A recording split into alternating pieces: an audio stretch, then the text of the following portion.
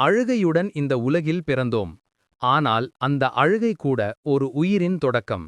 தாயின் கைகளில் தாலாட்டப்படும் அந்த நிமிஷம், மனிதனாகும் அர்த்தத்தின் முதல் அடிச்சுவடு. சிறுவயதில் ஒரு முதியவருக்கு உதவிய சிறுவன், மனிதம் என்ற சொல் எவ்வளவு இனிமையானது என்று உணர்ந்தான். அவனது சிரிப்பு உலகத்தை மாற்றும் விதையானது. வறுமையுடன் வளர்ந்த அந்த இளைஞன், கஷ்டத்தை வெல்லும் மனத்துடன் உழைத்தான். தாய்க்கு பணம் கொடுத்தபோது அவன் முகத்தில் தெரிந்த சிரிப்பு, அதுவே உண்மையான செல்வம்.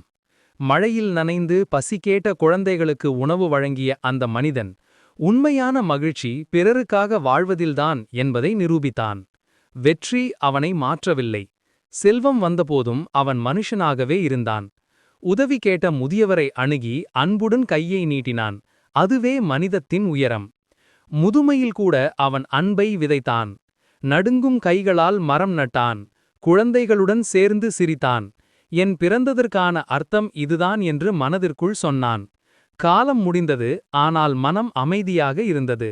மரத்தின் நிழலில் படுத்து சிரித்தபடி கண்மூடினான். அவன் வாழ்வு ஒரு பாடமாக மாறியது. காலை சூரியன் உதித்தது.